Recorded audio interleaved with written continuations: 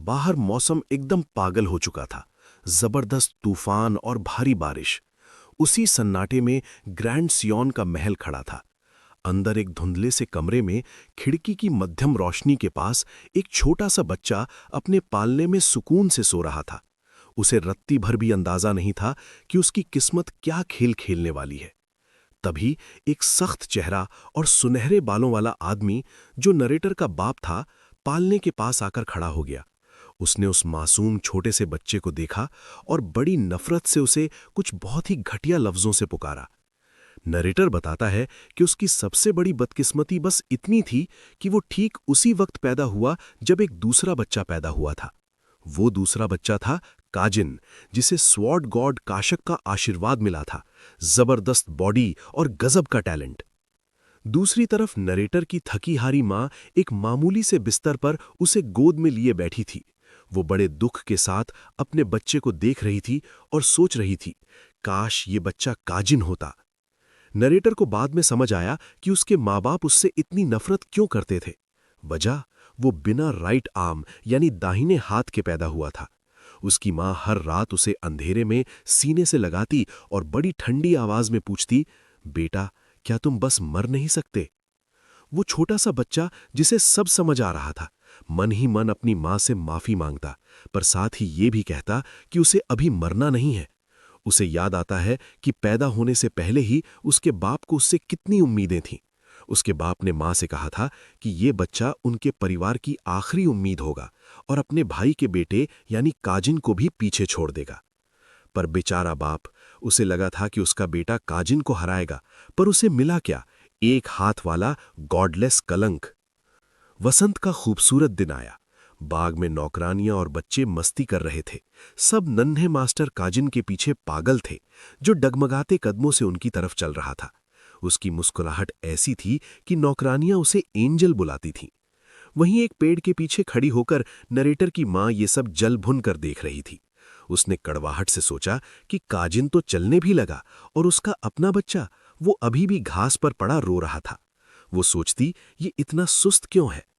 बहुत वक्त बाद जब नरेटर ने आखिरकार अपने पैरों पर खड़ा होना सीखा, तो उसे महसूस हुआ कि उसने कितनी मेहनत की है।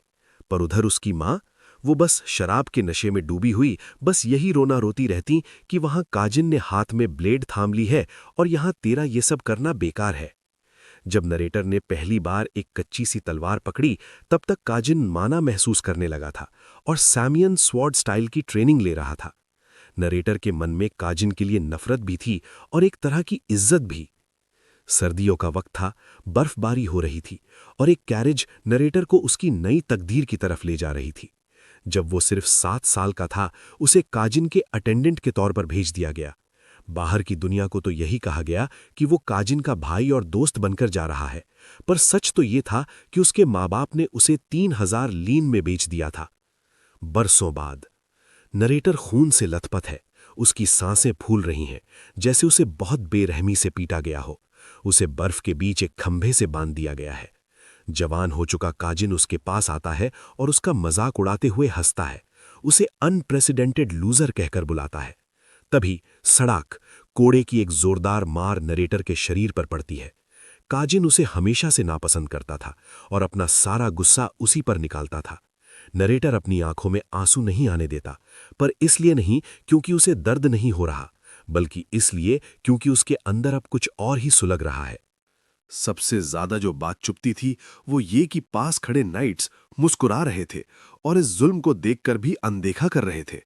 नैरेटर कहता है कि सबसे बुरा ये नहीं था कि उसे पीटा जा रहा था, बल्कि ये था कि वहां मौजूद सारे बड़ों ने अपनी आंखें मूंद ली थीं। काजिन उसे कोड़ों से मारता रहा और बड़े बड़े अधिकारी तमाशा देखते रहे, पर किसी ने बीच बचाव नहीं किया। नैरेटर की नजर में उस जगह पर कोई भी असली बड़ा मौजूद नहीं था। बर्फीले पहाड़ों की वो ठंडी हवाएं उसकी तन्हाई का आईना बन चुकी थीं। उसे याद आता है कि उसके मशहूर चाचा ने बहुत पहले ही परिवार छोड़ दिया था और कभी वापस नहीं आए। अब काजिन को रोकने वाला कोई नहीं था, इसलिए वो किसी निर्दयी जल्लाद जैसा बन गया था। ट्रेनिंग मैचेस के दौरान काजिन की रफ्तार के सामने बाकी ट्रेनीज टिक नहीं पाते थे। वो उन्हें पीटते हुए मजाक उड़ाता, ये ड्रिल्स तो बहुत आसान है, तुम सब इतने सुस्त क्यों हो भाई? उसकी मार इतनी जोरदार होती थी कि लकड़ी के हथियार तक चकनाचूर हो जाते थे। जैसे ही कोई हार मानता, काजिन की तलवार उसके गले पर होती। नैरेटर कहता है, काजिन को मिला वो ईश्वर का आशीर्वाद और टैलेंट अब एक जहर बन चुका था, जिसने उसे पूरी तरह बिगाड़ दिया था। वो हारे हुए खिलाड़ी को भी बेरहमी से मारता रहता। उसे रूल्स की कोई परवाह नहीं थी, बस घमंड में चूर होकर अगले चैलेंजर को बुलाता। तभी नैरेटर को बुलाया गया। अब वो बड़ा हो चुका था, शरीर पर जख्मों के निशान थे। अपनी प्रैक्टिस वाली तलवार को कसकर पकड़ते हुए वो मानता है कि उसे काजिन की ताकत और उसके गिफ्ट्स से जलन होती थी। वो पूरी जान लगाकर चिल्लाया, मुझे भी ताकत चाहिए, और काजिन पर टूट पड़ा। दोनों की लकड़ी की तलवारें आपस में टकराईं। खटाक! डेविन के चारों ओर लाल रंग का माना धधकने लगा। उसकी जलती हुई आंखों को देखकर काजिन बौखला गया और चिल्लाया, मुझे इस तरह देखना बंद कर, और उसने एक पावरफुल माना अटैक किया। काजिन दहाया, मुझे तुझसे नफरत है। डेविन खून से लथपथ होकर एक टूटे हुए खंबे के पास जा गिरा। काजिन ने उस पर तंज कसा, एक हाथ वाला लूजर, और मुझसे आंखें मिलाने की हिम्मत। उसने उसे लातों से और पीटा और चढ़ाया कि तू कितनी भी मेहनत कर ले, कभी मेरी बराबरी नहीं कर पाएगा। जमीन पर गिरे हुए डेविन ने धीरे से बुदबुदाया, फिर भी मुझे जीतना है। उसकी आंखों में जीत की आग थी। उसने माना कि सिर्फ मेहनत से सपने पूरे नहीं होते। फिर भी वो जंगलों में पागलों की तरह ट्रेनिंग करता रहा। वक्त गुजरा। काजिन अपना टैलेंट फालतू के ऐशो आराम और बुरी आदतों में बर्बाद करने लगा, लेकिन फिर भी डेविन उसे पीछे नहीं छोड़ पाया। वो दोनों किसी आलसी जीनियस और मेहनती बेवकूफ की तरह थे, पर डेविन को यकीन था कि एक दिन पासा पलटेगा। सालों बाद एक विशाल अरीना लोगों के शोर से गूंज रहा था। दोनों भाइयों के बीच सरेआम मुकाबला हो रहा था। कवच पहने हुए काजिन और चोगा पहने हुए डेविन एक दूसरे पर तलवारों से वार कर रहे थे। काजिन ने खतरनाक हमला किया। उसकी आंखें खौफनाक तरीके से चमक रही थीं, लेकिन इस बार डेविन अलग था। उसने काले रंग के कड़कते हुए माना के साथ पलटवार किया। उसकी आंखें बैंगनी रंग में जल रही थीं, जैसे वो अपनी डेमोनिक पावर का इस्तेमाल कर रहा हो।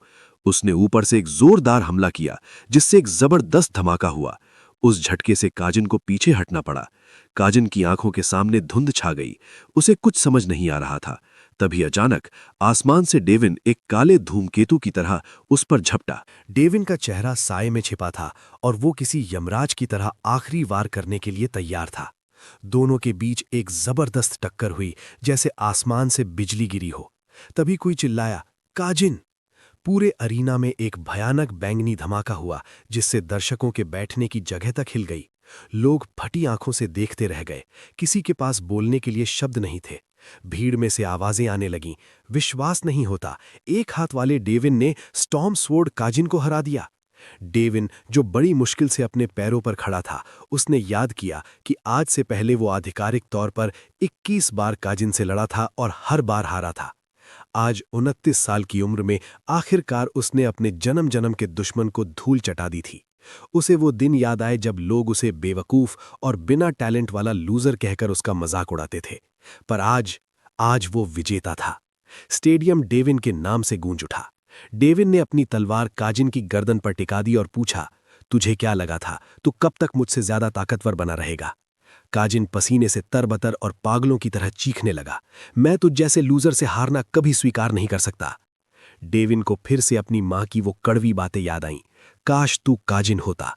अपने बाप की वो हसरत याद आई, मेरा बेटा काजिन जैसा क्यों नहीं है? काजिन ने नफरत से थूका और कहा, अगर मैं तेरी जगह होता तो ऐसी घटिया जिंदगी कभी नहीं जीता। डेविन ने शांति से जवाब दिया, अगर मैं तेरी जगह होता तो मैं अपनी ताकत का इस्तेमाल अय्याशी के लिए नहीं, बल्कि कमजोरों की मदद के लिए करता। डेविन ये कहकर जैसे ही पलटा, उसे लगा कि सब खत्म हो गया है, पर तभी उसे कुछ अजीब महसूस हुआ। नीच काजिन ने हार बर्दाश्त नहीं की और पीछे से डेविन की छाती के आर पार अपनी तलवार उतार दी। लोग ये धोखा देखकर सिहर गए। शोर मच गया। काजिन ने पीठ में छुरा घूंप दिया।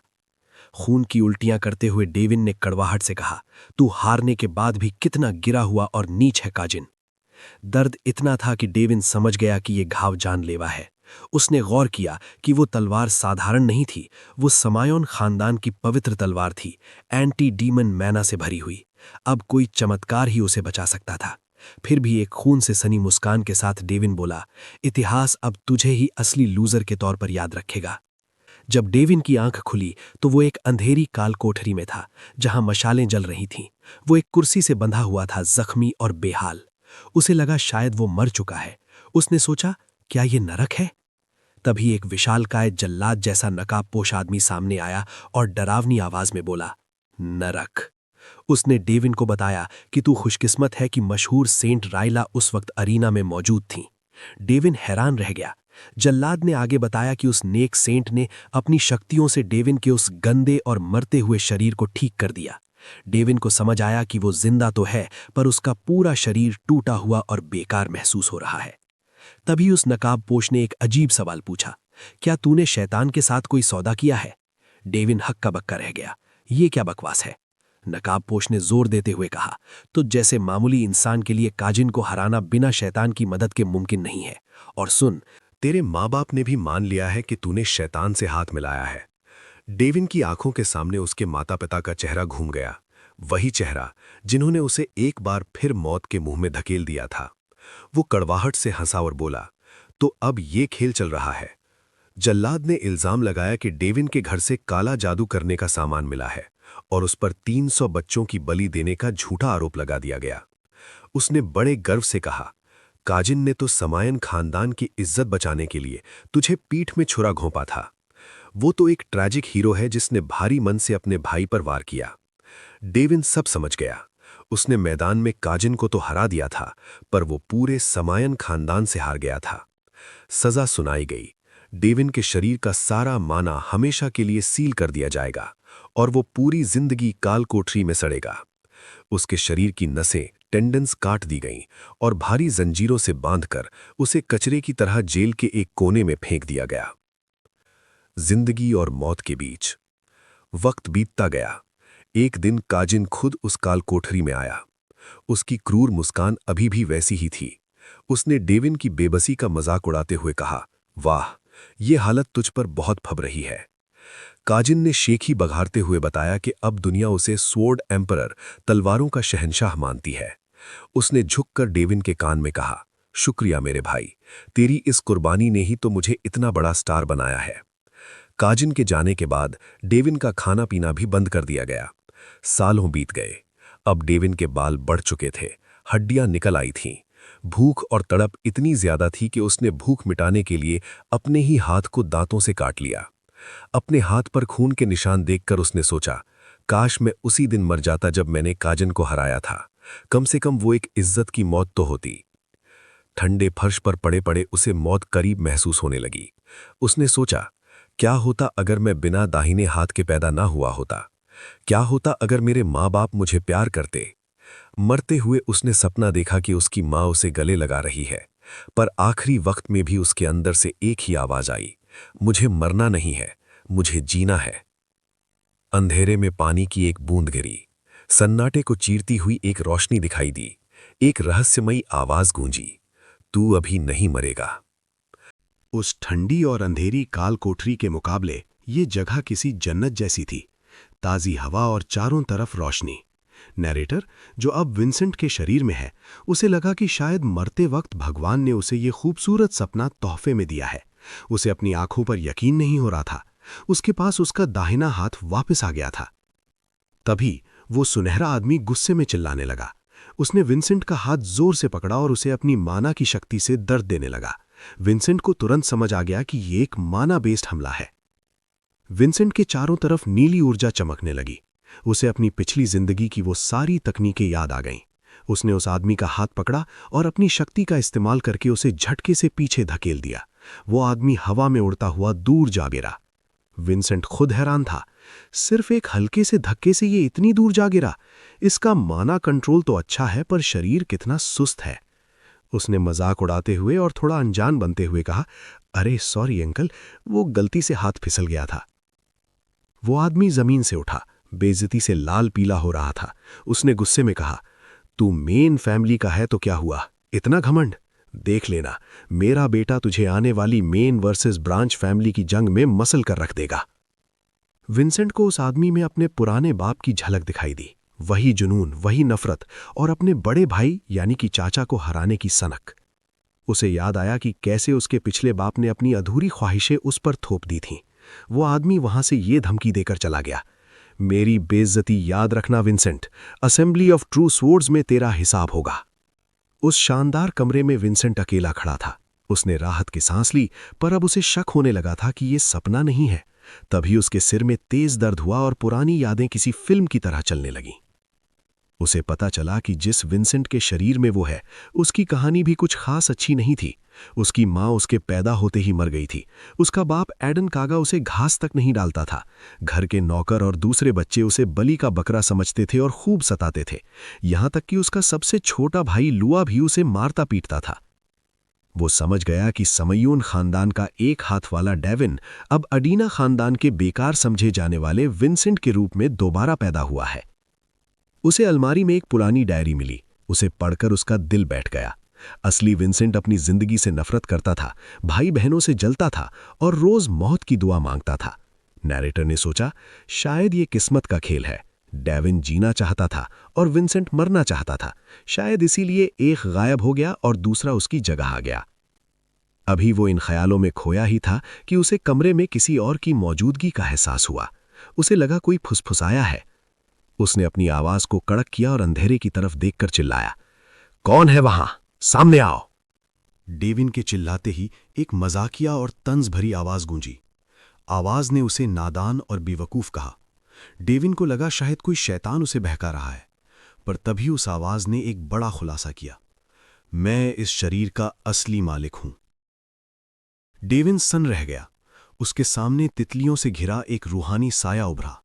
उसने कन्फर्म किया कि वो कभी विंसेंट था, पर अब वो अपना शरीर त्याग चुका है और उसका कोई नाम नहीं है। उसने कहा, अब से मुझे जूलियन बुलाना।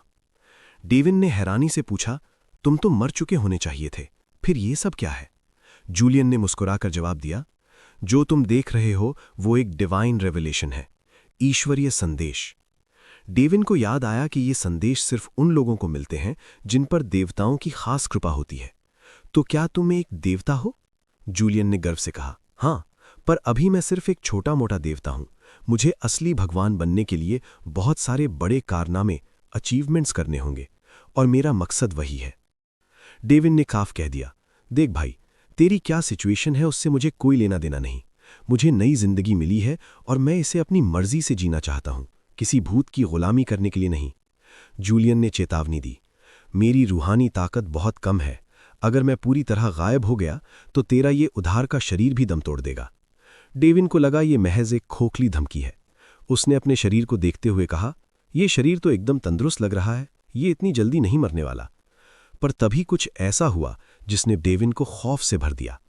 जूलियन ने उसे अपनी कमजोरी का एहसास कराने के लिए फर्श पर पटक दिया। डेविन का शरीर ताश के पत्तों की तरह ढह गया। जूलियन ने कहा, तू वाकई बहुत भोला है। चल अब मैं तुझे अपनी असली यादें दिखाता हूं। अचानक हजारों तितलियां डेविन के चारों तरफ मंडराने लगीं और यादों का एक सैलाब उसके दिमाग में उमड़ पड़ा। यादों में डेविन ने देखा कि कैसे लोग विंसेंट को कचरा कहते थे और उसे बेरहमी से पैरों तले कुचलते थे। पर एक चीज बहुत अजीब थी, पिटते हुए भी विंसेंट के चेहरे पर डर नहीं बल्कि कुछ और ही था। विंसेंट कभी बुज़दिल था ही नहीं, वो तो बस एक नाटक कर रहा था। वो बरसों से अपने खानदान से बदला लेने की तैयारी कर रहा था। 13 साल के एक बच्चे के दिमाग में इतनी बेरहमी और इतना खतरनाक प्लान देखकर डेविन दंग रह गया। जूलियन ने शान से पूछा, कैसी लगी मेरी एक्टिंग? मुझे ये सब नाटक इसलिए करना पड़ा ताकि मैं अपने परिवार की नज़रों से बचकर फॉरबिडन अपोस्टल पर रिसर्च कर सकूं। अब बता, क्या तू मेरी बात सुनने को तैयार है? इसमें तेरा भी फायदा है। डेविन के पास अब कोई रास्ता नहीं था। उसने सुनने की हामी भर दी। जूलियन ने बात शुरू की, क्या तुमने कभी आर्क डीमन डेविन और हीरो किंग काय का नाम सुना है? ये नाम सुनते ही डेविन के होश उड़ गए। जैसे ही जूलियन ने आर्क डीमन डेविन और हीरो किंग काजन का नाम लिया, डेविन के पैरों तले जमीन खिसक गई। वो बोला, क्या बकवास कर रहे हो? जूलियन ने बड़े आराम से समझाना शुरू किया, ये 500 साल पुरानी बात है। इतिहास कहता है कि एक हाथ वाले तलवारबाज डेविन ने सैम्योन की जेल से भागकर राक्षसों से सौदा किया और हजारों बेगुनाहों का कत्लेआम किया। इसीलिए उसे दुनिया का सबसे बड़ा शैतान, ग्रेट डीमन माना गया है। डेविन सन्न रह गया। 500 साल? इसका मतलब मैं भविष्य में आ गया हूं? उसे यकीन नहीं हो रहा था। जूलियन ने चुटकी लेते हुए कहा, अजीब इत्तेफाक है ना, आज भी सैम्योन खानदान में डेविन और काजिन नाम के 2 लोग थे। डेविन गुस्से से तमतमा उठा। उसे अपनी वो मौत याद आई, अकेले, भूखे और जंजीरों में जकड़े हुए। झूठ, सब सफेद झूठ है। उन सैम्योन वालों ने इतिहास को अपनी सहूलियत से बदल दिया। जूलियन ने मजे लेते हुए एक और बम फोड़ा। इतिहास तो ये भी कहता है कि हीरो किंग काजिन अपने भाई डेविन से बहुत प्यार करता था। उनका रिश्ता एकदम फिल्मी और गहरा था। बकवास बंद करो, डेविन दहाड़ा। ये सब मनगढ़ंत कहानियां हैं। जूलियन हैरान रह गया। तुम इतना गुस्सा क्यों हो रहे हो? क्या तुम वाकई उस जमाने के डेविन हो? जब डेविन ने हां कहा तो जूलियन हंसने लगा। भाई, तुम तो बड़े प्राचीन निकले। वैसे भी ये इतिहास वही लिखता है जो जंग जीतता है। जूलियन ने आगे बताया कि कैसे हीरो किंग काजिन ने अपने सबसे अच्छे दोस्त सन स्वॉर्ड एम्परर के साथ मिलकर उस शैतान डेविन को हराया था। ये सन स्वॉर्ड एम्परर कौन है? डेविन ने पूछा। जूलियन ने जवाब दिया, वो आर्सेलॉन था, एडिना खानदान का सबसे पहला पूर्वज पेट्रियार्क। नाम सुनते ही डेविन की आंखों के सामने एक छोटे से बच्चे की तस्वीर आ गई। वो नाक बहने वाला छोटा आर्सेलॉन जो डेविन के पीछे पीछे घूमता था और कहता था, गुरुजी, मैं बड़ा होकर बिल्कुल आपके जैसा बनूंगा। डेविन को याद आया कि उसने आर्सेलॉन को अपना दोस्त और शागिर्द माना था। यहां तक कि जब डेविन जेल में था तब आर्सेलॉन उससे मिलने आया था और रोते हुए कसम खाई थी, चाहे कुछ भी हो जाए, मैं दुनिया के सामने आपकी सच्चाई ला कर रहूंगा। ये ताकतवर लोग सच को दबा नहीं सकते। पर डेविन ने कड़वाहट से सोचा, उस कसम के बाद आर्सेलॉन कभी दोबारा मिलने नहीं आया। जूलियन ने एक शातिर मुस्कान के साथ कहा, आर्सेलॉन ने अपने वंशजों के लिए एक मिशन छोड़ा है और वो मिशन ये है कि हमें सैम्योन खानदान को धूल चटानी है और उस 500 साल पुराने राज से पर्दा उठाना है। डेविन की आंखों में एक नई चमक आ गई। उसे समझ आ गया कि आर्सेलॉन ने अपना वादा भुलाया नहीं था, बल्कि उसे पूरा करने की नींव रखी थी। तो ये कोई इत्तेफाक नहीं है, डेविन ने फैसला किया। डेविन समझ गया कि ये कोई मामूली इत्तेफाक नहीं है। आर्सेलॉन ने अपना घरबार छोड़कर एडिना खानदान की नींव ही इसलिए रखी थी ताकि वो अपने गुरु यानी डेविन के नाम पर लगी कालिख को धो सके। तो ये मेरा नसीब है कि मैं इसी घर में दोबारा पैदा हुआ हूं, डेविन ने मन ही मन सोचा। जूलियन ने एक डील ऑफर की, अगर तुम एडिना खानदान का ये मिशन पूरा कर देते हो तो ये शरीर पूरी तरह तुम्हारा होगा और तुम्हें दैवीय आशीर्वाद भी मिलेगा। डेविन ने उसकी चिकनी चुपड़ी बातों को अनसुना किया और दीवार पर टंगी तलवार उतार ली। तलवार से एक चमकदार माना की रोशनी निकली। उसने कसम खाई, आर्सेलॉन, मैं तेरा मिशन आगे बढ़ाऊंगा और उस सैम्योन खानदान को मिट्टी में मिटा दूंगा जिसने मुझे धोखा दिया था। डेविन और जूलियन महल से बाहर निकले। जूलियन उसे बार बार बूढ़ा कहकर चिढ़ा रहा था। डेविन चिढ़कर बोला, मुझे ओल्ड मैन कहना बंद कर, और सुन, तेरा वो मिशन क्या था? मैं तो भूल गया, शायद बुढ़ापे का असर है। दोनों आपस में नोक-झोंक कर ही रहे थे कि तभी तलवारों के टकराने की आवाज आई, खटाक। सामने मैदान में सैनिक ट्रेनिंग कर रहे थे। डेविन मुस्कुराया, देखता हूं 500 सालों में ये दुनिया कितनी बदली है और काजिन की औलादें कितनी ताकतवर हुई हैं। पर जैसे ही उसने कदम आगे बढ़ाया, उसे अपना शरीर पत्थर जैसा भारी महसूस होने लगा। उसकी आंखों के सामने अंधेरा छा गया और वो धड़ाम से जमीन पर गिर पड़ा। डेविन ने तुरंत ध्यान लगाया और अपने अंदर माना दौड़ाया। उसे एहसास हुआ कि ये शरीर इतना कमजोर है कि बिना लगातार माना कंट्रोल के ये चल भी नहीं सकता। पर तभी उसे अपने शरीर के अंदर एक बहुत ही अजीब और ताकतवर ऊर्जा महसूस हुई। उसने चिल्लाकर जूलियन को बुलाया।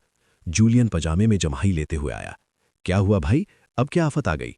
डेविन ने उसका कॉलर पकड़ लिया। बेवकूफ, तूने कभी तलवारबाजी क्यों नहीं सीखी? जूलियन डरते हुए बोला, अरे भाई, मैं पैदा ही अपंग हुआ था, मेरा शरीर साथ ही नहीं देता था। डेविन दहाड़ा, पागल, तुझे कोई बीमारी नहीं थी, बल्कि तेरे पास हेवनली एक्सोस्केलेटन है। तुझे पता भी है ये क्या है? जब जूलियन में नासमझी में सिर हिलाया तो डेविन ने समझाना शुरू किया।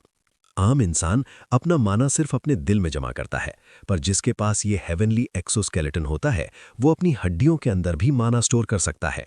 इसका मतलब है तेरे पास अनलिमिटेड पावर है जिसे तूने कभी पहचाना ही नहीं। जूलियन फटी आंखों से अपनी हड्डियां देखने लगा। क्या मेरी हड्डियों में माना है? डेविन ने एक शातिर मुस्कान के साथ कहा, हाँ, और अब मैं तुझे सिखाऊंगा कि इस बेहिसाब ताकत का इस्तेमाल कैसे करते हैं। तैयार हो जा, क्योंकि अब विंसेंट का नाम पूरी दुनिया में गूंजने वाला है। डेविन को जब पता चला कि काजिन के पास भी वही हेवनली एक्सोस्केलेटन था तो वो दंग रह गया। जिस शरीर और किस्मत से वो पूरी जिंदगी जलता रहा, आज किस्मत ने उसे वही शरीर तोहफे में दे दिया था। कितनी अजीब बात है, उसने सोचा। जिस ताकत को पाने के लिए मैंने अपनी पहली जिंदगी दांव पर लगा दी थी, वो आज मेरे पास है। लेकिन 500 साल बाद की ये दुनिया बहुत बदल चुकी थी। जूलियन यानी आत्मा ने एक नया शब्द इस्तेमाल किया, इमेजरी। जब डेविन ने पूछा कि ये क्या बला है, तो जूलियन सिर पीटते हुए बोला, भाई, तुम वाकई बहुत पुराने जमाने के हो। आजकल लोग माना को दिल में नहीं बल्कि दिमाग में एक काल्पनिक जगह इमेजरी बनाकर वहां स्टोर करते हैं। डेविन सन्न रह गया। उसके जमाने में माना सीधा दिल में जमा होता था। जूलियन ने बताया कि अब इसी इमेजरी की संख्या से योद्धा की ताकत मापी जाती है। 1 स्टार, 2 स्टार, और दिल में माना जमा करने का तरीका तो लोग बरसों पहले भूल चुके हैं। डेविन समझ गया कि लोगों ने दिल में माना रखना इसलिए छोड़ दिया क्योंकि वो खतरनाक था। जरा सी चूक हुई और दिल किसी बम की तरह फट जाता था। पर डेविन तो पुराना खिलाड़ी था। उसने जूलियन की चीख पुकार को अनसुना किया और अपना सारा माना सीधा अपने दिल यानी हार्ट की तरफ मोड़ दिया। जूलियन घबरा कर चिल्लाया, पागल हो गए हो क्या? मरना है क्या? डेविन ने कड़क आवाज में कहा, असली योद्धा वही है जो मौत से खेलता है। उस एक हाथ वाले डेविन ने भी इसी रास्ते से ताकत हासिल की थी। जब जूलियन ने उसे माना फ्लो के नए फॉर्मूले सिखाने चाहे तो डेविन हंस पड़ा। फॉर्मूला? मेरे जमाने में हम अपनी अंतरात्मा यानी इंस्टिंक्ट से माना को रास्ता दिखाते थे। जूलियन ने डरे हुए पूछा, पर इसमें तो आधे लोग मर जाते होंगे। डेविन ने बड़े मजे से जवाब दिया, इसका मतलब ये भी तो है कि आधे लोग जिंदा बच जाते थे। रात के अंधेरे में हवेली एकदम शांत थी, पर विंसेंट के कमरे में एक गंभीर सच्चाई सामने आई। विंसेंट का ये शरीर 13 सालों से माना के लिए तरस रहा था। इसकी हालत अंदर से बहुत खराब थी। जूलियन ने बड़े दुख के साथ बताया, अगर तुम दिन रात मेडिटेशन भी करो तो भी ये शरीर सिर्फ 10 साल और झेल पाएगा। उसके बाद ये खत्म हो जाएगा। डेविन उन 10 सालों की याद करके आज भी कांप उठता है जो उसने जेल में भूखे प्यासे बिताए थे। वो 10 साल किसी सदियों जैसे लंबे थे। तभी दरवाजे पर जोरदार दस्तक हुई। बाहर से एक नौकर चिल्लाया, छोटे मालिक, अंदर क्या गुल खिला रहे हो? ये विल्सन था। जैसे ही वो कमरे में घुसा, कमरे की हालत देखकर दंग रह गया। ये क्या कचरा मचा रखा है आपने?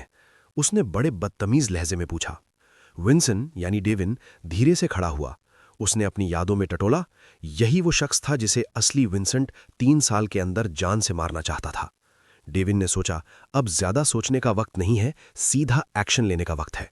उसने कड़क आवाज में हुक्म दिया, विल्सन, जाओ मेरे लिए साफ कपड़े लाओ और इस कमरे की सफाई करो।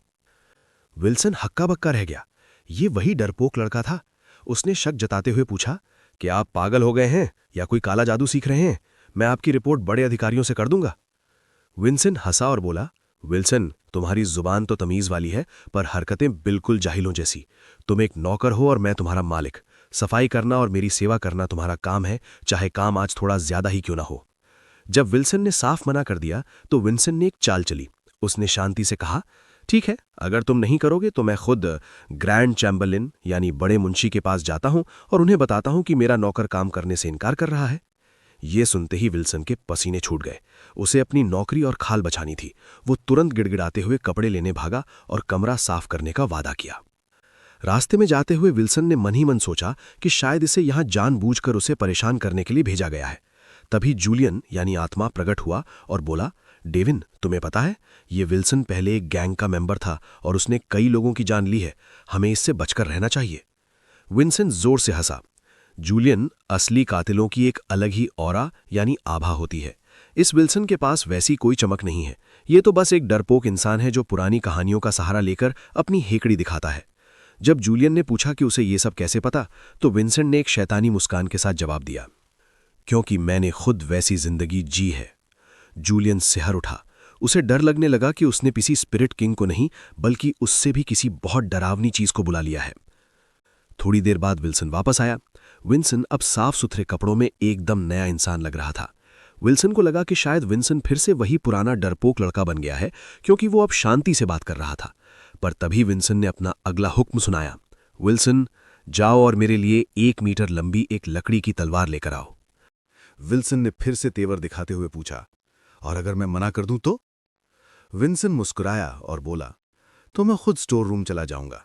बस सोच रहा हूं कि वहां की गार्ड्स जो खानदान के प्रति वफादार एलीट योद्धा हैं, उन्हें क्या जवाब दूंगा कि मेरा नौकर मेरा कहा क्यों नहीं मान रहा। विल्सन डर के मारे पीछे से विंसन को रोकने के लिए झपटा, पर विंसन की इंस्टिंक्ट, उसने पलक झपकते ही विल्सन को अपने कंधे के ऊपर से घुमाकर जमीन पर पटक दिया। विल्सन का हाथ मरोड़ते हुए विंसन ने ठंडी आवाज में कहा, सॉरी यार, पीछे से वार करने वालों के साथ मेरी कुछ पुरानी और कड़वी यादें जुड़ी हैं, आगे से ख्याल रखना। विल्सन दर्द से कराह उठा, लेकिन अंदर से विंसन की हालत भी खराब की। इस जरा सी हरकत ने उसके कमजोर शरीर को तोड़कर रख दिया था। विल्सन ने गुस्से में माना इकट्ठा किया, पर जैसे ही उसने विंसन की लाल चमकती आंखें देखीं, उसकी सिट्टी पिट्टी गुम हो गई। वो बड़बड़ाता हुआ तलवार लेने भाग खड़ा हुआ। विल्सन तलवार लेकर वापस आया तो उसने उसे चिढ़ाने के लिए जमीन पर फेंक दिया। विंसन ने गुस्सा करने के बजाय शांति से एक हाथ वाले आदमी की कहानी सुनानी शुरू कर दी, जिसका अंत बहुत दर्दनाक हुआ था। कहानी सुनते सुनते विल्सन इतना शर्मिंदा हुआ कि उसने खुद झुककर तलवार विंसन के हाथ में दी। नौकर के जाने के बाद विंसन ने ट्रेनिंग शुरू की। सड़ाक सड़ाक की आवाजें गूंजने लगीं, पर कुछ ही देर में वो हाँफने लगा। उसे एहसास हुआ कि ये शरीर वाकई बहुत कमजोर है, पर तलवार पकड़ने का वो पुराना एहसास उसे सुकून दे रहा था।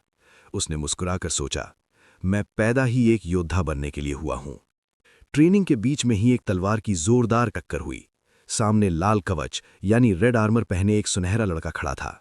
उसने हिकारत से कहा, माना इतना कमजोर था कि मुझे लगा यहां कोई है ही नहीं, तो तुम ही वो बेकार विंसन हो? ये रेवन एडेना था। जूलियन यानी आत्मा ने तुरंत आगाह किया, सावधान डेविन, ये वही लड़का है जिसके बाप से तुम अभी मिले थे। ये 13 साल की उम्र में अपनी पूरी लाइन का सबसे बेहतरीन योद्धा है और यहां तुम्हें चुनौती देने आया है। रेवन ने अपना पैर मजबूती से जमीन पर टिकाया। उसके शरीर से इंटेंट यानी लड़ाकू इरादा साफ झलक रहा था। वो असेंबली ऑफ ट्रू स्वॉर्ड से पहले विंसन को धूल चटाना चाहता था। विंसन ने गहरी सांस ली और जूलियन से पूछा कि ये असेंबली क्या बला है। जूलियन ने गंभीर होकर बताया, ये कोई खेल नहीं, बल्कि ये खूनी टूर्नामेंट है जहां अडेना खानदान के बच्चे अपनी ताकत साबित करते हैं। यहां या तो तुम अपनी पहचान बनाते हो या फिर हमेशा के लिए खामोश कर दिए जाते हो।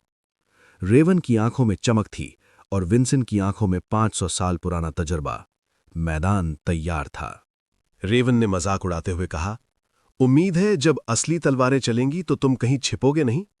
विंसन ने बड़े सुकून से जवाब दिया, मुझे तलवारों से डर नहीं लगता। उसने आगे बढ़कर रेवन को तमीज का पाठ पढ़ाना शुरू किया। तुम एक योद्धा के नाम पर कलंक हो रेवन। ट्रेनिंग ग्राउंड पर एक रिश्तेदार का मजाक उड़ाना और पुतलों को तोड़ना बहादुरी नहीं है। लगता है तुम्हारे बाप ने तुम्हें तमीज नहीं सिखाई। अपने बाप की बेइज्जती सुनकर रेवन पागल हो गया। जूलियन चिल्लाया, सावधान, ये 2 स्टार योद्धा है और इसके पास स्टील मैना की ताकत है। तुम इसके सामने नहीं टिक पाओगे। पर विंसन यानी डेविन ने हार नहीं मानी। उसने अपनी लकड़ी की तलवार को बड़े सधे हुए अंदाज में रेवन की तरफ ताना। उसके खड़े होने का तरीका और उसकी आंखों में 500 साल पुराना वो खौफनाक तजुर्बा था जिसने पूरे माहौल को भारी कर दिया। रेवन रुक गया। दिमाग कह रहा था कि विंसन के पास ना मैना है ना टैलेंट, पर उसकी रूह कह रही थी कि सामने खड़ा लड़का उसे किसी भी वक्त काट सकता है। विंसन ने आग में घी डालते हुए कहा, अगर एक लकड़ी की तलवार देखकर तुम्हारी हवा निकल रही है तो अखाड़े में खून कैसे बहाओगे? रेवन का धैर्य टूट गया। मैं तुझे यहीं जान से मार दूंगा। चिल्लाते हुए वो विंसन पर झपटा। जूलियन डर के मारे चीखने लगा, पर विंसन टस से मस नहीं हुआ। उसे पता था कि क्या होने वाला है। ठीक उसी पल रेवन के अंगरक्षक बीच में कूद पड़े और उसे रोक लिया। रुको रेवन, तुम यहां वारिस पर हमला नहीं कर सकते। विंसन मन ही मन मुस्कुराया। यही उसका प्लान था। अंगरक्षकों ने समझाया कि अगर विंसन अभी जख्मी हो गया तो उसे अखाड़े से बचने का बहाना मिल जाएगा। रेवन को उसे सबके सामने हराना होगा। रेवन ने नफरत से विंसन को कायर कहा और वहां से चला गया। जूलियन ने बाद में विंसन को खूब डांटा, तुम पागल हो, अगर वो गार्ड्स नहीं आते तो तुम मारे जाते।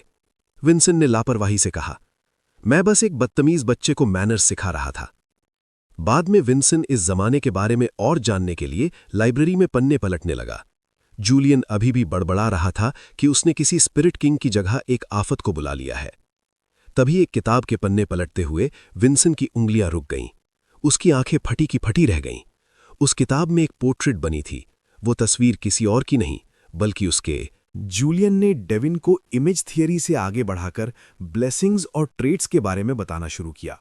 जूलियन ने एक चौंकाने वाला खुलासा किया कि इस जमाने में ट्रेट्स असल में इंसानों के बनाए हुए आशीर्वाद हैं, जिन्हें ईश्वरीय शक्तियों को समझकर बनाया गया है। डेविन ये सुनकर दंग रह गया। इंसान देवताओं की शक्तियों की नकल कर रहे हैं? ये तो सीधे सीधे देवताओं का अपमान है। इसकी सजा जरूर मिलेगी। पर जूलियन ने बेपरवाही से कहा कि आत्माओं को पहले ही सजा मिल चुकी है, अब डरने की क्या बात है।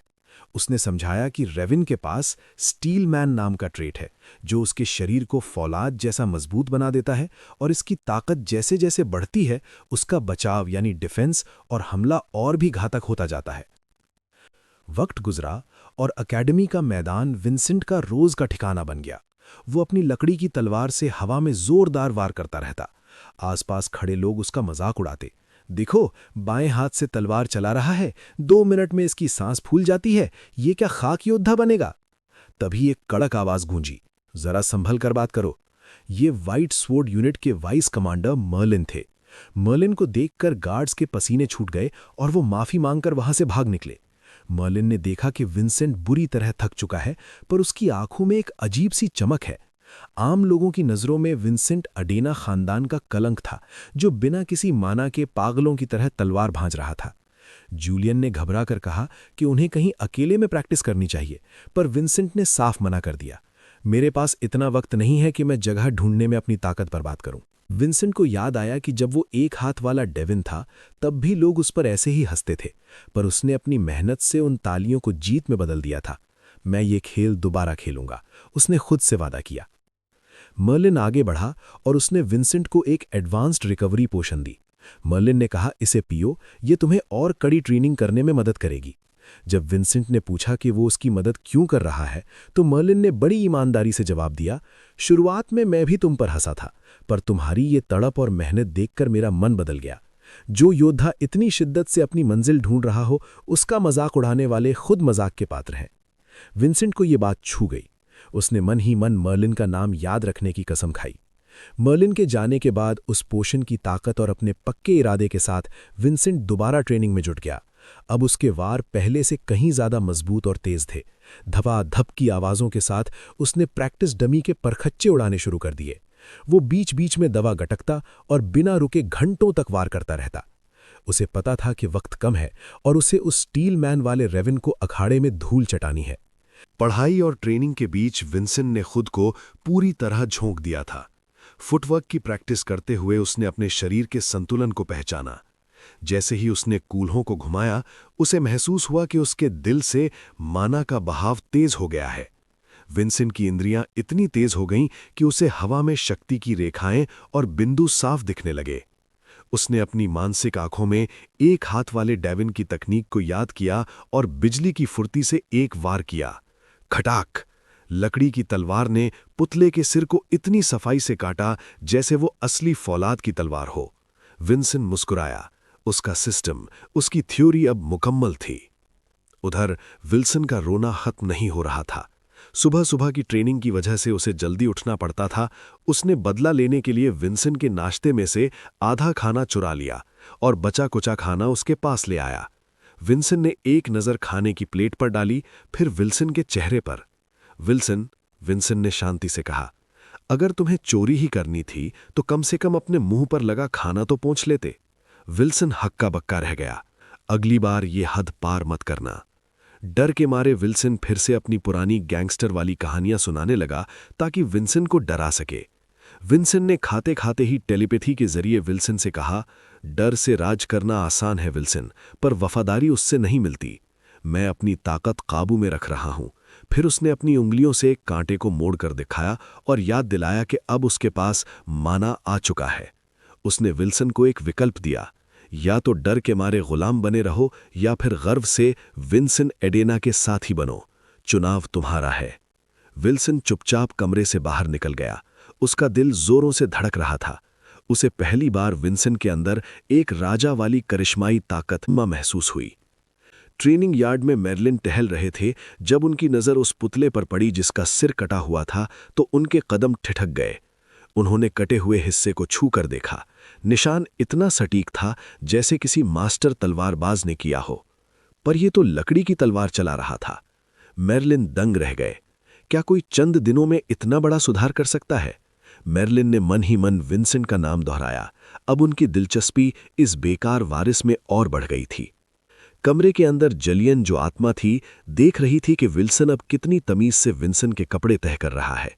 जूलियन ने मजाक में पूछा, ये तो एकदम सुधर गया। वैसे डेविन, तुम ये कौन सी रहस्यमयी तकनीक सीख रहे हो? विंसेंट ने कोई जवाब नहीं दिया। विंसन अपने नए कपड़ों को गौर से देख रहा था। अचानक उसने विल्सन से कहा, ये कपड़े लेवाई और कॉटन के मिश्रण से बने हैं। ये घटिया कपड़ा है जो मिट्टी को खराब करता है और एक रईस खानदान के वारिस के लायक तो बिल्कुल नहीं है। यही नहीं, विंसन ने खाने की तरफ इशारा करते हुए कहा कि खानदान के बजट के हिसाब से खाने की क्वालिटी भी बहुत नीचे है। उसने जूलियन यानी आत्मा से कहा, इसका मतलब साफ है, महल के अंदर कोई बहुत बड़ी यानी पैसों की हेराफेरी कर रहा है। विल्सन बेचारा चुपचाप कपड़े तह करता रहा। उसे समझ ही नहीं आया कि उसका मालिक इतनी बारीक बातें कैसे जान गया। विंसन समझ गया कि चोर विल्सन नहीं बल्कि कोई ऊंचे ओहदे वाला इंसान है। दूसरी तरफ रेवन पागलों की तरह अपनी लकड़ी की तलवार भांज रहा था, जिससे आग जैसी ऊर्जा यानी फायरी एनर्जी निकल रही थी। तभी अचानक उसे अपने पीछे विंसन की मौजूदगी महसूस हुई। विंसन की आवाज गूंजी, क्या अब भी लकड़ी की तलवार से डर लग रहा है? रेवन शर्मिंदगी से लाल हो गया और चिल्लाया, मैं नहीं डरता। बाद में रेवन के बाप ने कमरे में आकर उसे याद दिलाया कि असेंबली ऑफ ट्रू सोर्ड्स आ रही है। बाप ने रेवन का कसकर पकड़ लिया और पागलों की तरह चिल्लाया, हमें इस गरीबी और गुमनामी से बाहर निकलना है। तुम्हें उस विंसेंट को हराना ही होगा। तुम्हें मेन फैमिली का तख्ता पलट देना है। रेवन ने हाँ तो कह दी, पर उसे एहसास हो गया कि उसका बाप अब पागलपन की हद तक जुनूनी हो चुका है। उधर जूलियन यानी आत्मा ने अखाड़े में हिस्सा लेने वाले हर एक योद्धा की पूरी कुंडली यानी डॉसिये तैयार कर ली थी। उनकी ताकत, उनकी कमजोरी और उनकी बुरी आदतें, सब कुछ उस रिकॉर्ड में था। विंसेंट ने मुस्कुराते हुए कहा, तुमने कमाल कर दिया जूलियन। विंसेंट का प्लान एकदम सेट था। उसे चैंपियन बनकर वो मिरेकल स्टोन, जिसे खाते ही शरीर और माना की ताकत कई गुना बढ़ जाती है। विंसेंट ने कहा, अगर मैं इतनी तैयारी के बाद भी हार गया तो एक योद्धा के तौर पर मुझ पर लानत है। उसने जूलियन को भरोसा दिलाया कि वो उसे एक ऐसी ऐतिहासिक जीत दिलाएगा जिसे दुनिया याद रखेगी। विंसेंट ने घंटी बजाकर विल्सन को बुलाया। विल्सन हांफता हुआ आया। हुक्म कीजिए मालिक। विंसेंट ने उसे एक लिखित संदेश दिया और उसे ग्रैंड चेम्बरलिन रेलसा के पास भेजने का आदेश दिया। विल्सन डरा सहमा रेलसा के दफ्तर पहुंचा। रेलसा महल की बहुत सख्त और रसूखदार अधिकारी थीं। जब विल्सन ने दरवाजा खटखटाया तो रेलसा ने अपनी कलम रोकी और उसे अपनी तीखी नजरों से घूरा। रेलसा ने कड़क आवाज में कहा, बोलो, क्या काम है? विल्सन की सिट्टी पिट्टी गुम हो गई। विल्सन जब ग्रैंड चैम्बरलिन रेलसा के सामने खड़ा हुआ तो उसे लगा कि वो किसी पहाड़ के सामने खड़ा है। एक 7 स्टार मार्शल आर्टिस्ट की आभा इतनी खतरनाक थी कि विल्सन के पसीने छूट रहे थे। उसने कांपती आवाज में विल्सन का संदेश दिया, छोटे मालिक चाहते हैं कि फैमिली हेड यानी खानदान के मुखिया इस बार खुद अखाड़े में आकर मुकाबला देखें। रेलसा पहले तो हंसी। उसे लगा विल्सन अपनी बुजदिली दिखाने के लिए बाप को बुला रहा है, पर जैसे ही विल्सन ने विल्सन की अगली लाइन बोली, जो नामुमकिन है उसे मुमकिन बनाओ, रेलसा का चेहरा सफेद पड़ गया। उसे समझ आ गया कि विल्सन को उसके पैसों की हेराफेरी यानी एम्बेजलमेंट का पता चल चुका है। विल्सन खुद नहीं आया ताकि वो अपनी अथॉरिटी दिखा सके और रेलसा को मजबूर कर सके। रेलसा मुस्कुराई, तो लड़के ने आखिरकार मेरी कमजोरी पकड़ ही ली। उधर अडीना खानदान के मुखिया यानी द पेट्रियार्क अपनी साधना में लीन थे। उनकी नंगी पीठ पर उभरी मांसपेशियां और उनके चारों तरफ घूमती ऊर्जा उनकी भयानक ताकत का सबूत थीं। रेलसा ने जाकर जब उन्हें विल्सन का न्योता दिया तो वो ठहाका मारकर हंसे। वो बेकार लड़का और मुझे बुला रहा है? क्या वो इतना काबिल है कि खानदान के वारिस होने की बात करे? तब रेलसा ने वो किया जिसकी किसी ने उम्मीद नहीं की थी। वो घुटनों के बल बैठ गई और बोली, अगर विंसन इस अखाड़े में खुद को साबित नहीं कर पाया तो मैं अपना सिर कलम करने के लिए तैयार हूं। मुखिया चौंक गए। तुम एक मामूली लड़के के लिए अपनी जान दांव पर लगा रही हो, क्यों? रेलसा ने सच कबूल किया कि विंसन ने उसे ब्लैकमेल किया है। उसने बताया कि उसने जो पैसे चुराए थे वो असल में विंसन के भविष्य के लिए ही जमा किए थे। मुखिया ने गहरी सांस ली और कहा, ये चाल बिल्कुल वैसी ही है जैसी उसकी मां सरवाना चलती थीं, बिना अपनी इज्जत खोए दूसरों को झुका देना। दिलचस्पी बढ़ गई थी। मुखिया ने फैसला सुनाया, ठीक है, मैं खुद अपनी आंखों से देखूंगा कि उस लड़के में मेरी बीवी का खून कितना उबाल मार रहा है। आखिरकार असेंबली ऑफ ट्रू स्वर्ड्स का दिन आ गया। पूरा मैदान लोगों की चीखों और शोर से गूंज रहा था। रीवन भारी कवच और मजबूत तलवार लेकर मैदान में उतरा। उसकी आंखों में आग थी। उसने कसम खाई, आज उस विंसन का अंत निश्चित है। जैसे ही रीवन की नजर ऊंचे चबूतरे पर पड़ी, वो अपनी आंखों पर यकीन नहीं कर पाया। वहां खानदान के सबसे बड़े लोग मौजूद थे। शायद मुखिया मेरी जैसी उभरती हुई प्रतिभा को देखने आए हैं। आज मैं अपनी ऐसी जीत दिखाऊंगा कि वो देखते रह जाएंगे। शंख बजा और अखाड़े की जंग शुरू हुई। रेवन किसी जंगली जानवर की तरह अपने दुश्मनों पर टूट पड़ा। उसके सामने जो भी आता वो अपनी स्टील मैन शक्ति से उसे हवा में उड़ा देता। मर जाओ, चिल्लाते हुए उसने एक जोरदार वार किया जिससे सामने वाले की ढाल के टुकड़े टुकड़े हो गए। दर्शकों में शोर मच गया। एक कोलैटरल का लड़का पहली बार ये मुकाबला जीत सकता है। गलियारे में खड़ा विंसन यानी डेविन शांति से ये सब देख रहा था। उसने मन ही मन सोचा, 500 साल पहले के हिसाब से ये बच्चे जीनियस तो हैं, पर इनकी कला में गहराई नहीं है। ये तो बस रटी रटाई किताबी चाले चल रहे हैं, जैसे कोई कठपुतली नाच रही हो। जब रेवन ने जीत के बाद विंसन की तरफ इशारा किया तो विंसन के चेहरे पर एक शैतानी मुस्कान आ गई। जल्दी ऊपर आ रेवन, क्योंकि मैं यहां से भागने नहीं बल्कि तेरा घमंड तोड़ने आया हूं। रेफरी, जैसे ही व्हाइट सॉर्ड यूनिट का जारिन था, ने जैसे ही फाइनल मुकाबले का ऐलान किया, पूरा मैदान सन्न रह गया। विंसन ने मैदान के बीचों बीच खड़े होकर ऐसी शर्त रखी कि सब अपनी कुर्सियों से उछल पड़े। विंसन ने अपने नौकर विल्सन को बुलाया और गरजते हुए कहा, मैं इस मुकाबले में सिर्फ लकड़ी की तलवार का इस्तेमाल करूंगा, वो भी सिर्फ अपने बाएं हाथ से। और इतना ही नहीं, मैं रेवन को 3 फ्री अटैक्स करने का मौका देता हूं। मैदान में सन्नाटा छा गया। फिर लोग हंसने लगे। क्या ये पागल हो गया है? बिना मैना के ये लड़का इतना घमंडी कैसे हो सकता है? रेवन का चेहरा गुस्से से काला पड़ गया। तुम मेरा मजाक उड़ा रहे हो विंसन? रेवन के बाप ने स्टैंड से चिल्लाया, ये सब हारने के बहाने हैं। पर तभी ऊपर से पेट्रियार्क की गूंजती हुई आवाज आई, मंजूर है। विंसन, अपनी शर्तों को अब अपने एक्शन से सच साबित करके दिखाओ। विंसन ने अपनी लकड़ी की तलवार को जमीन से टिकाया और पूरी दुनिया के सामने ऐलान किया, जब तक रेवन के वो 3 हमले पूरे नहीं हो जाते, मैं अपनी जगह से 1 इंच भी नहीं हिलूंगा। रेवन ने अपनी असली तलवार कसकर पकड़ी। उसकी आंखों में खून सवार था। मैदान में तनाव चरम पर था। रेफरी जारिन ने झंडा लहराया और मुकाबला शुरू हुआ। रेवन किसी भूखे भेड़िए की तरह दहाड़ता हुआ विंसन की तरफ झपटा, यहीं ढेर हो जा। विंसन बिल्कुल शांत खड़ा रहा, जैसे वो किसी सैर पर निकला हो। उसने मन ही मन कहा, ये रहा पहला हमला। जूलियन ने ट्रेनिंग के दौरान पहले ही बता दिया था कि रेवन जैसे योद्धा अक्सर शुरुआत एक छोटे स्टैब, चुभन वाले वार से करते हैं। रेवन को लगा उसका वार सीधा निशाने पर लगा है, पर विंसन ने उसकी पैरों की चाल देखकर ताड़ लिया था कि वो सिर्फ एक धोखा, फेंट था। असली खतरा दूसरा वार था। रेवन चिल्लाया, अब तुम पूरी तरह मेरे सामने खुले हो।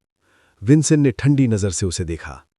भारी तलवारें चुभाने के लिए नहीं, काटने के लिए होती हैं बेवकूफ। और उसने बस अपनी कलाई के एक झटके से रेवन की फौलादी तलवार को हवा में विक्षेपित कर दिया। रेवन सन्न रह गया। इसने मेरी चाल कैसे पढ़ ली?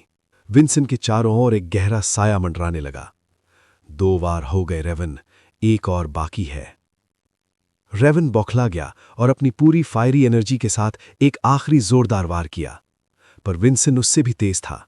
उसने एक सटीक वार से रेवन का संतुलन बिगाड़ा और अपने पैरों की ऐसी चाल चली कि रेवन मुंह के बल अखाड़े की धूल में जा गिरा।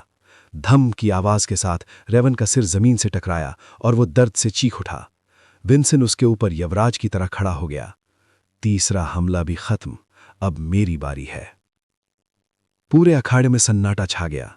दर्शक अपनी आंखों पर यकीन नहीं कर पा रहे थे। बिना माना वाला लड़का एक 2 स्टार योद्धा को जमीन चटा रहा था। पैट्रियार्क की नजरें विंसेंट पर गड़ी की। वो खामोश थे, पर उनकी आंखों में एक अजीब सी चमक थी।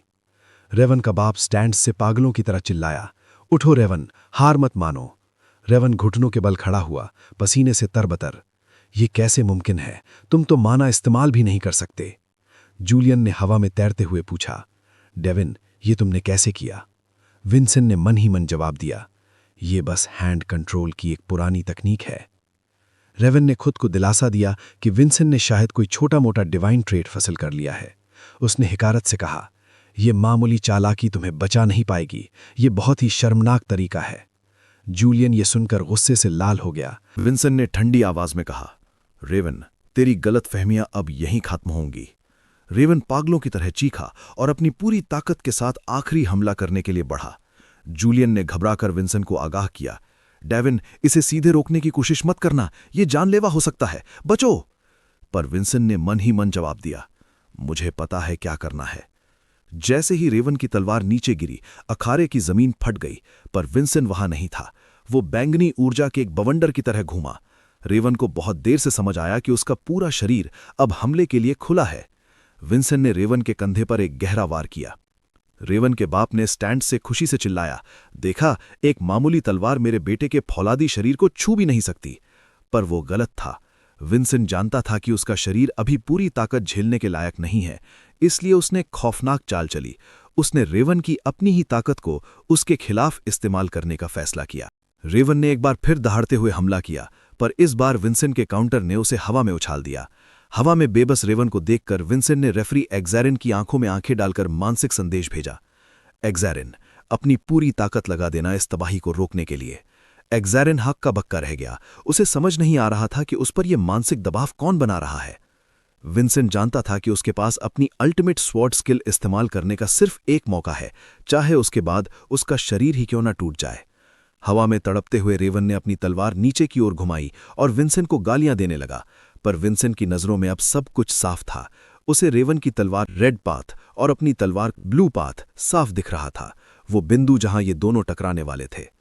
जूलियन, ध्यान से देखना, यह है वो हुनर जो मैंने बरसों की तपस्या से हासिल किया है, स्पेस क्लीविंग स्लैश। जैसे ही दोनों तलवारें टकराईं, रोशनी का एक भयानक धमाका हुआ। विंसेंट की बैंगनी ऊर्जा का एक विशाल खंबा आसमान की ओर उठा, जिसने रेवन के हमले को तिनके की तरह उड़ा दिया। ये वार सिर्फ मांस को नहीं, बल्कि स्पेस, जगह को चीरता हुआ निकला। रेवन हवा में किसी कटी हुई पतंग की तरह उड़ा और दूर जा गिरा। पूरे अखाड़े में सन्नाटा छा गया। रेवन का बाप दहशत से चीख पड़ा। मुखिया की आंखें सिकुड़ गईं। उन्हें एहसास हो गया कि ये कोई मामूली टेक्निक नहीं थी, ये वो हुनर था जो दुश्मन की शक्ति, उसकी टेक्निक और उसके अस्तित्व सब कुछ को काट देता है।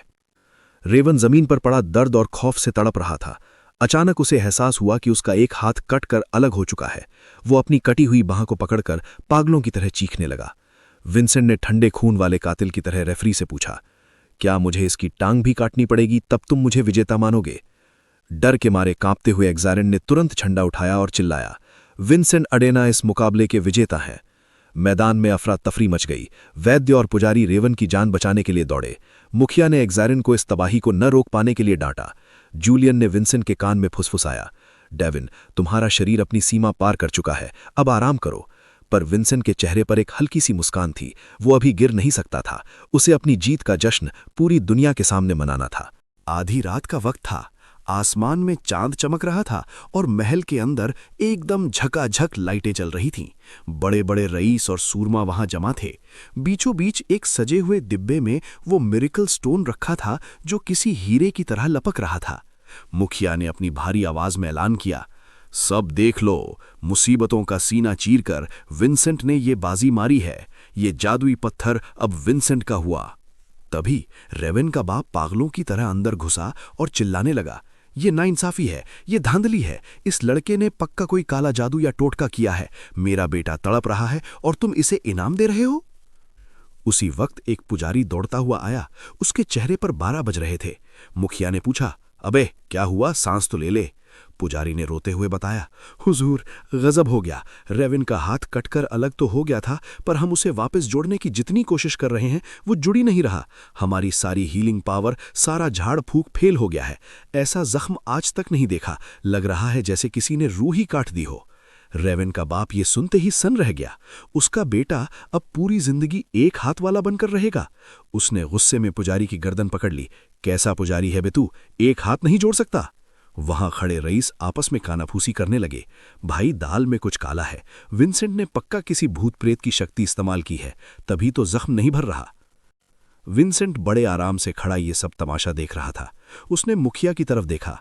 सरकार, क्या मैं इन लोगों की बोलती बंद करने की इजाजत पा सकता हूं? मुखिया ने गर्दन हिला दी। बोल बेटा, आज तेरा ही दिन है। देखो भाई साहब, अखाड़े में जो कुछ हुआ वो मुखिया जी की आंखों के सामने हुआ। उन्होंने मुझे विजेता माना है। अब अगर तुम मेरी जीत पर सवाल उठा रहे हो तो इसका मतलब है कि तुम खुद मुखिया जी की आंखों और उनके फैसले को गलत बता रहे हो।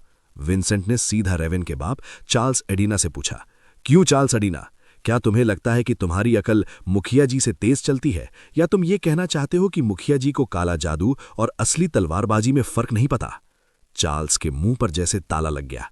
उसकी घिग्गी बंद गई, एक शब्द नहीं निकला। विंसेंट ने माहौल का पूरा फायदा उठाया और व्हाइट स्वॉर्ड यूनिट के जारिन को हुक्म दिया।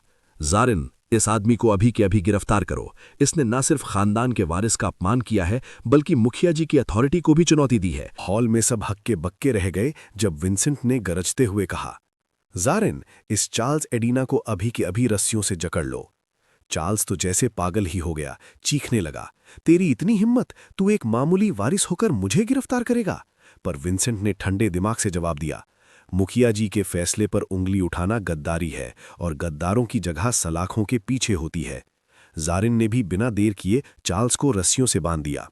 तभी मुखिया यानी पेट्रियार्क ने अपनी भारी आवाज में चार्ल्स को हड़काया।